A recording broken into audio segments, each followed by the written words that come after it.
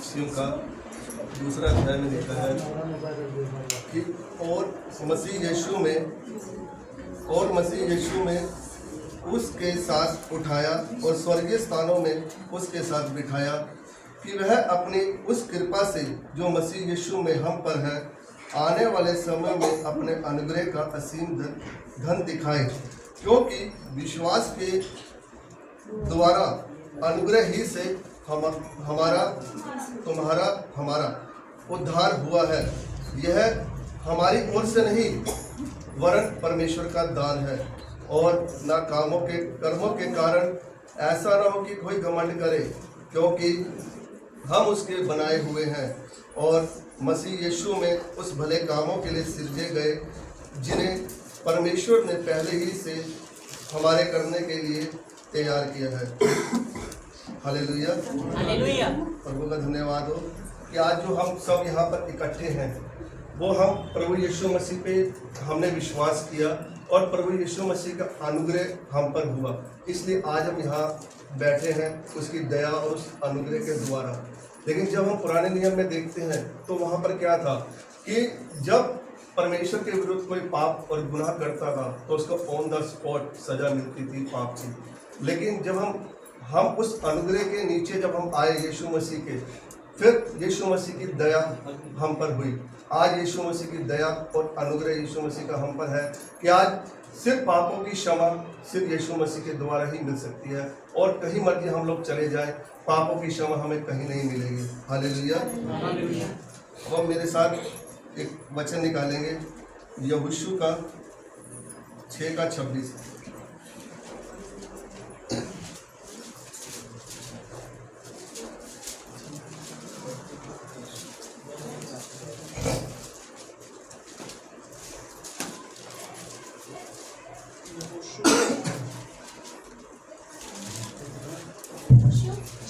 यहोशू का 6:26, 268 page number.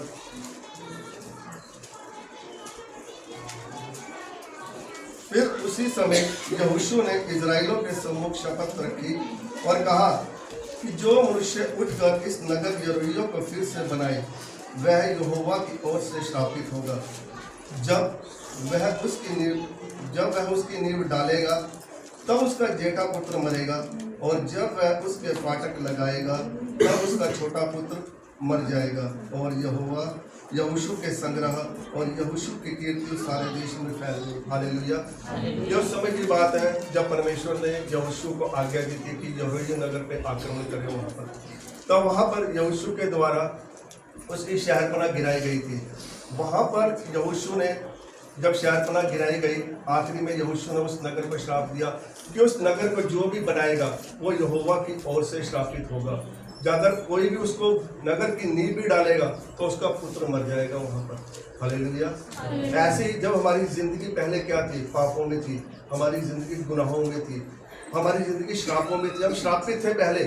लेकिन जब यीशु मसीह हमारे जीवन में आया तब क्या हुआ कि हमारी जिंदगी सफल हो गई। हालेलुया। एक वचन इसमें निकालेंगे मरकुस का 10:46।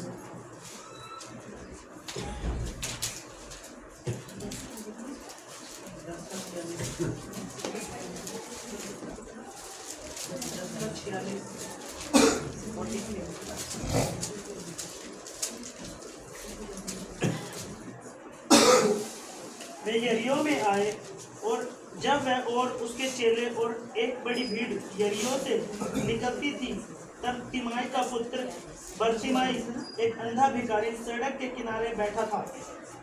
वह यह सुनकर कि यीशु नासरी है पुकार पुकार कर कहने लगा, हे दाऊद की संतान यीशु मुझ पर दया कर।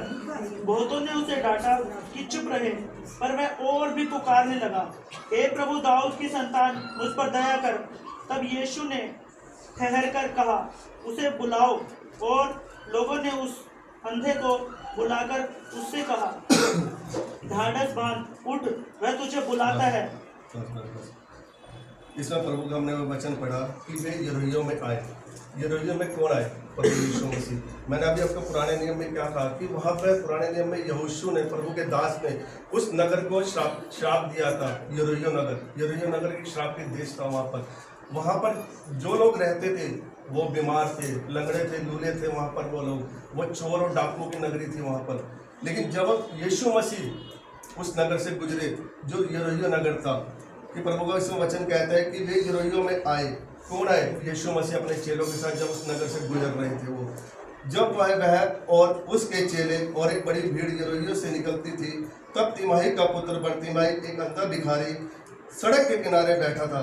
वह यह सुनकर कि यीशु नासरी है, पुकार पुकार कर कहने लगा कि हे दाऊद के संतान, यीशु नासरी, मुझ पर दया कर। और बहुतों ने उसे डांटा कि वे चुप रहे, पर वह और भी पुकारने लगा कि हे दाऊद के संतान, मुझ पर दया कर। जब वहाँ पर यीशु मसीह उस नगर से गुजर रहे थे, तो वहाँ पर एक अंधा भिखारी बैठा था। उसने सिर्फ वो आंखों से देख नहीं पाता था, लेकिन उसके कान खुले थे। वो यीशु के बारे में उसने वाणी को सुना था। जब हम पापों में थे, हम बुराइयों में थे, हम उन गंदगी में थे, जैसे आज हम प्रभु ने हमें यहाँ पर खड़ा करा, हम लोगों को सुसमाचार फैलाते हैं, ऐसे हमारे पास भी प्रभु का सुसमाचार पहुँचा था। और प्रभु ने हमारी, जो हम अंधे थे, आंखों से देखते नहीं थे, प्रभु ने हमें देखने के लिए आंखें दी। तब हम फिर हम भी क्या कि उस सुसमाचार पर हमने विश्वास किया, प्रभु के सुसमाचार पर हमने विश्वास किया। और ऐसे ही आज ये अंधा भिखारी भी प्रभु से चिल्ला रहा है जोर जोर के कि प्रभु तुम उस पर दया कर प्रभु। कि वो दया मांग रहा है, वो पापों की क्षमा मुझसे मांग रहा है प्रभु से, कि उसको पता था कि यीशु मसीह ही है जो मुझे मेरे पाप और गुनाहों से माफ कर सकता है। Hallelujah, hallelujah. लेकिन वहाँ पर क्या था कि वहाँ पर लोग उसकी बोल को चुप करा रहे थे। ऐसे ही जब हम प्रभु के हमें समाचार मिला, हमें सुसमाचार मिला, जब हम प्रभु के चर्च में, भवन में जाने को चलते दौड़ते हैं, आने को कार्य करते हैं, तो क्या लोग हमें दबाते हैं वहाँ पर कि तुम भवन में जाके क्या करोगे, तुमने धर्म बदल लिया, तुमने धर्म परिवर्तन कर दिया। लेकिन नहीं, प्रभु यीशु मसीह का वचन कहता है कि प्रभु किसी का धर्म नहीं, वो सिर्फ मन बदलने के लिए आया है। आज हमने सिर्फ अपना मन बदला है। Hallelujah, hallelujah. लेकिन वहाँ पर क्या, उस अंधे भिखारी ने लोगों की वाणी को नहीं सुना। वो और जोर से चिल्लाने लगा वहाँ पर कि प्रभु दाऊद के संतान यीशु नासरी, तुम उस पर दया कर। लेकिन आज हम जब हम प्रार्थना करते हैं, दुआ करते हैं, क्या आज हम देखें कि आज हम जब इसको लोगों ने चुप कराया, क्या वो अंदर मन की गहराइयों से और जोर जोर के पुकारने लगा यीशु को? वो क्या आज हम ऐसा पुकारते हैं? नहीं पुकारते आज हम ऐसा। आज सिर्फ हम ऊपर के द्वारा प्रभु से प्रार्थना करते हैं। लेकिन प्रभु का वचन कहता है कि जब तू प्रार्थना करेगा रो रो के, आहें भर के, वो तुझे प्रार्थना करना सिखाएगा। हालेलुया। आज हमें इस अंधे भिखारी की तरह हमें देखना है अपना जीवन, कि आज हम प्रभु के साथ आहें भर के जब हम प्रार्थना करेंगे ना, तब प्रभु हमें मिलेगा। क्योंकि प्रभु का वचन कहता है कि निश्चय जल की बड़ी बाढ़ भी आएगी तो उस भक्त के पास ना पहुंचेगी। Hallelujah, hallelujah. तो वहाँ पर बहुतों ने उसे डांटा कि चुप रहे, पर वह और भी पुकारने लगा कि दाऊद के संतान, मुझ पर दया कर। तब यीशु ने ठहर कर कहा कि उसे बुलाओ। जब वो मन की गहराइयों से, दिल से यीशु को पुकारने लगा, तब यीशु को उस पर दया आई। तब यीशु ने उसे आवाज लेकर बुलाया कि उसे बुलाओ। और लोगों ने उस अंधे को बुलाकर उससे कहा कि ढांढस बांध, उठ, वह तुझे बुलाता है। वह अपना कपड़ा फेंक कर शीघ्र उठा और यीशु के पास आया। इस पर यीशु ने उससे कहा कि तू क्या चाहता है कि मैं तेरे लिए करूं? अंधे ने कहा कि रबी, यह कि मैं देखने लगूं। कि वहाँ पर यीशु मसीह ने उससे पूछा कि तू क्या चाहता है कि मैं तेरे लिए करूं? Hallelujah, hallelujah. जब हम प्रेरितों के काम में पढ़ते हैं, तो अंधा भिखारी वहाँ पर, लंगड़ा वहाँ पर बैठा था। जब वहाँ उस पतरस और यूहन्ना को जब देख रहा था कि अच्छे वस्त्र पहने हुए थे, उन्होंने राजा महाराजा के वस्त्र पहने हुए थे, उसने सोचा लंगड़े भिखारी ने कि ये मुझे कुछ देना चाहेंगे, मैं उससे कुछ मांग करूँ। लेकिन वहाँ जब पतरस और यूहन्ना उसके पास गए, तो उनको आंखों में आके जब उन्होंने देखा, तो उसने सोचा ये मुझसे कुछ मांगेंगे। लेकिन जब पतरस और यूहन्ना उसके पास गए, उसने कहा कि सोना चांदी तो हमारे पास नहीं है, लेकिन जो मेरे पास है, हमारे पास है, वो हम तुझे देते हैं कि यीशु नासरी के साथ नाम से तू चल और उठ। उसी घड़ी, उसी समय वो चंगा हो गया। अगर पतरस और यूहन्ना उस समय उसको धन देते, दौलत देते, वो किसके लिए होती? थोड़े समय के लिए, महीना खा लेता, 2 महीने, 1 साल खा लेता वो, लेकिन उसके बाद उसका जीवन कैसा था? लेकिन वहाँ पर उसको पापों से उसको छुटकारा दिया, क्योंकि पापों से, दुखों से, बीमारी से कौन छुटकारा दे सकता है कि एक यीशु नाम ही है जो हमें छुटकारा दे सकता है। हालेलुया। प्रभु का एक वचन हो रहा है इसमें, लूका का 19 अध्याय जक्कई।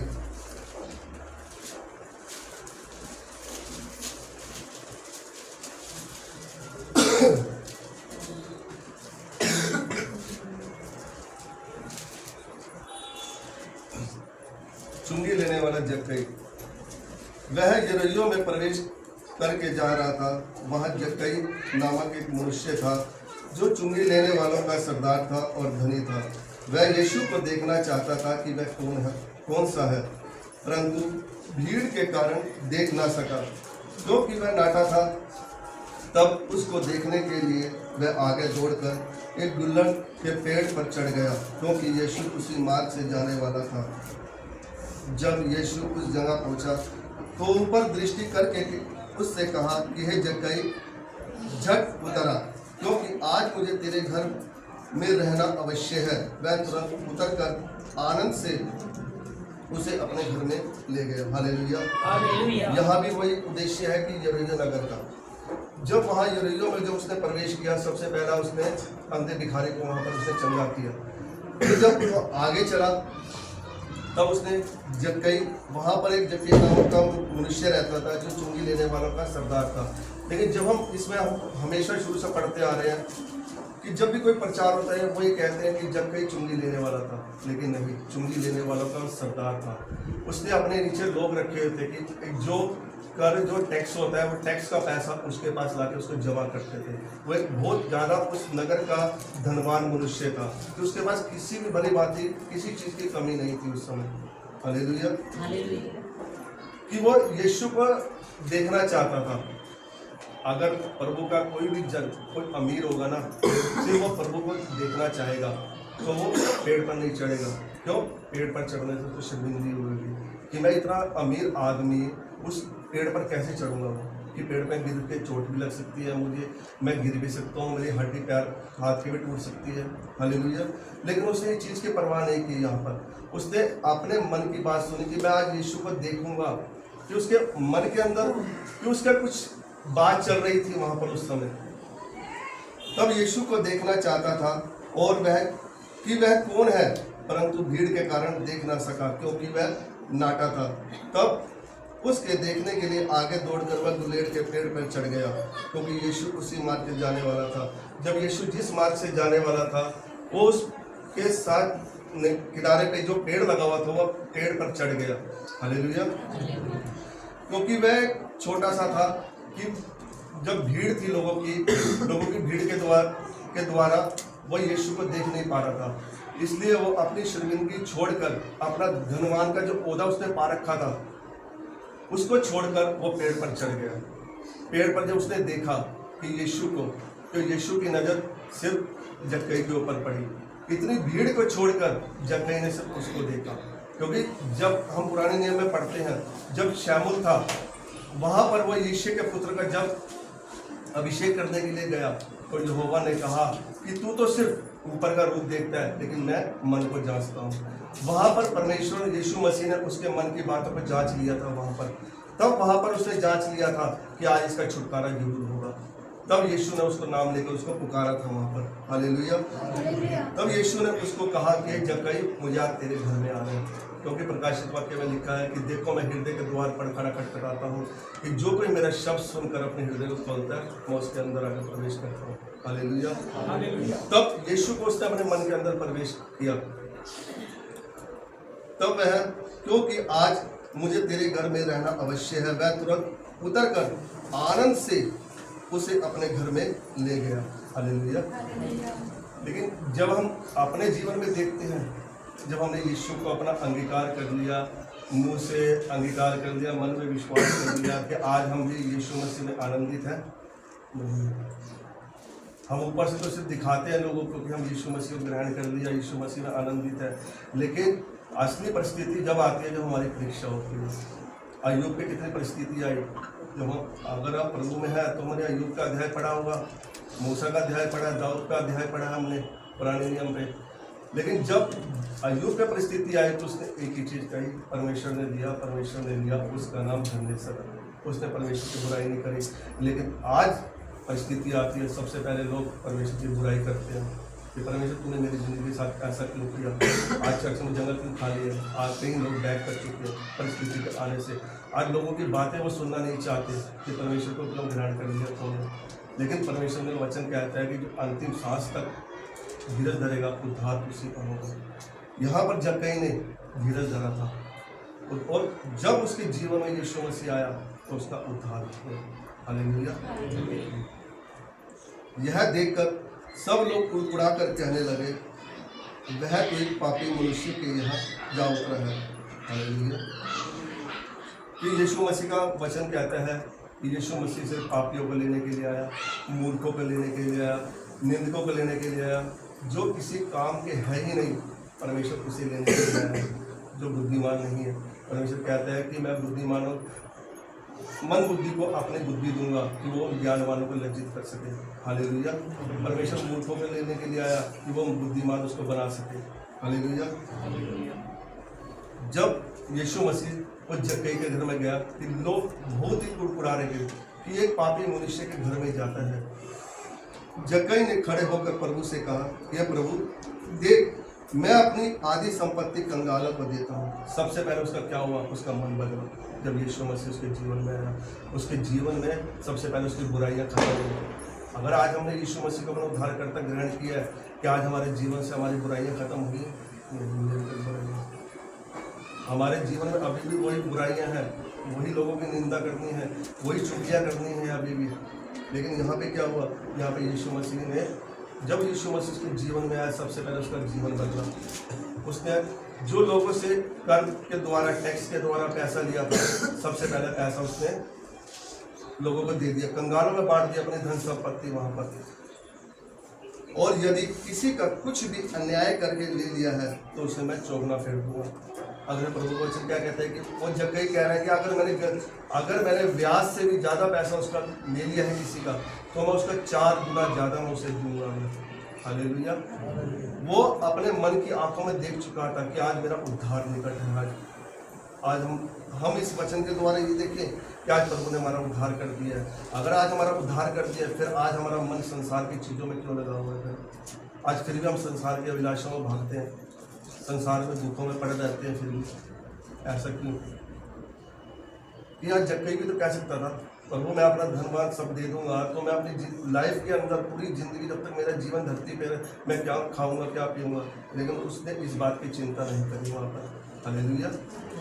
वो सिर्फ अपने उद्धार को देख रहा था कि यीशु मसीह मेरे जीवन में आया और मेरा उद्धार हो गया। सिर्फ उसने एक ही चीज़ कही थी वहाँ पर। तब यीशु ने उससे कहा कि आज इस घर में उद्धार आया है। जब हम यीशु मसीह को हमने अंगीकार कर लिया, हमने मन से उसको प्रभु कर लिया, तो हमारे जीवन में, हमारे घर में उद्धार आ गया। हालेलुया। लेकिन फिर भी हम प्रभु से जब प्रार्थना करते हैं तो क्या प्रार्थना करते हैं? हम प्रभु से हम प्रार्थना करते हैं, प्रभु तुम्हें संसार की चीज़ें दे। लेकिन प्रभु कहते हैं कि मैं संसार की चीज़ें नहीं देने आया। जब स्वर्गदूत ने मरियम को दर्शन दिए, वहाँ भी एक ही चीज़ कही कि तू एक पुत्र जनेगी, वो लोगों के पापों और गुनाहों को अपने ऊपर लेकर उनका पापों से उद्धार करेगा। लेकिन फिर भी हम प्रार्थना के अंदर संसार की अभिलाषा, संसार की चीज़, संसार का धन दौलत, ये चीज़ मांगते हैं। लेकिन प्रभु ने कहा कि ये चीज़ें तो मेरे पास है ही नहीं, ये चीज़ें तो किसी और के पास है। जब यीशु मसीह की परीक्षा 32 के देने के बाद तो शैतान उसके पास आया, तो उसने कहा कि यीशु को तू मुझे झुककर प्रणाम कर, मैं संसार का धन दौलत तुझे दे दूंगा। हालेलुया। यीशु ने क्या कहा कि तू प्रभु से अपने परमेश्वर को झुककर प्रणाम कर और उसी की उपासना कर। वहाँ पर वो शैतान के सामने नहीं झुका। लेकिन यीशु ने क्या कहा? यीशु ने कहा कि तू सबसे पहले मेरे राज्य, धर्म और मार्ग की खोज कर, संसार की वस्तुएं तुम्हें पा जाएंगी। हालेलुया। आज हम इस संसार के अंदर सिर्फ चीज़ों के अभिलाषों के पीछे क्यों भागते हैं, जब प्रभु ने कहा कि तू मेरे सबसे पहले मेरे राज्य और धर्म की खोज कर। फिर हम अपनी चिंताओं और फिक्रों में क्यों समय व्यतीत करते हैं? आज हमारा भरोसा सिर्फ यीशु मसीह के ऊपर होना चाहिए। हालेलुया। प्रभु का एक वचन कहता है यिर्मयाह का,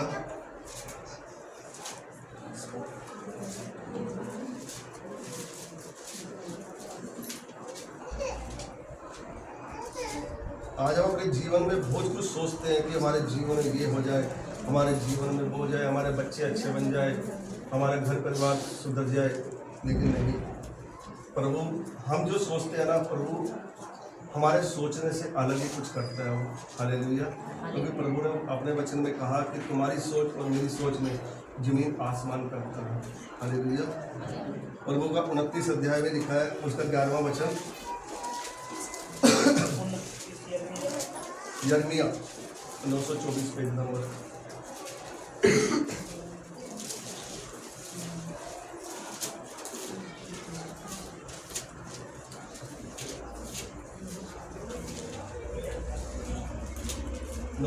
पेज नंबर।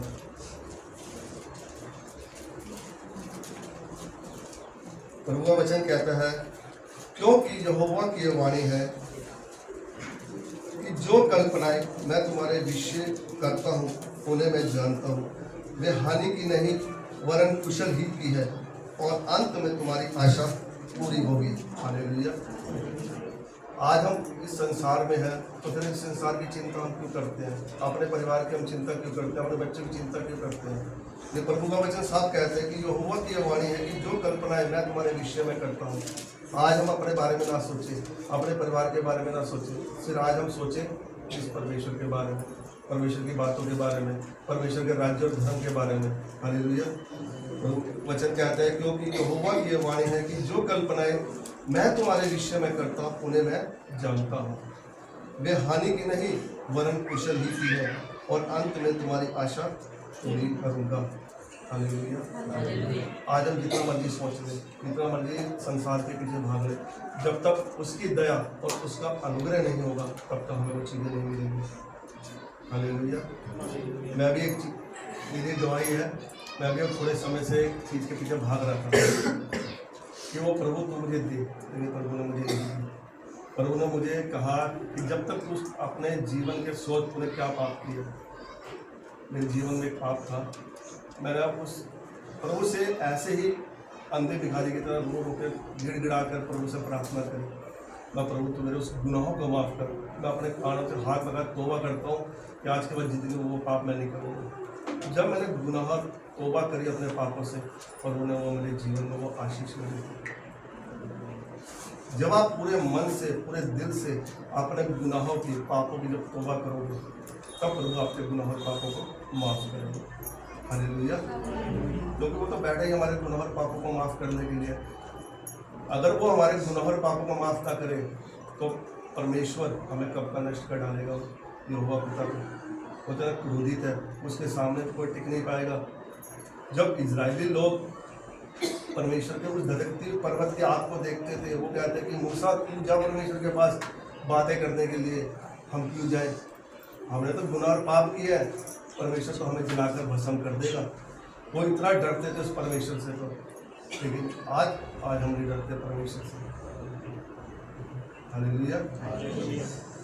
परमेश्वर से जितना परमेश्वर से डर करोगे, ध्यान मानोगे उसका, और उससे हर बात प्रार्थना के अंदर दिल खोल के कहोगे, आहे भर भर के आप प्रार्थना करोगे, परमेश्वर आपकी हर एक वाणी को सुनेगा।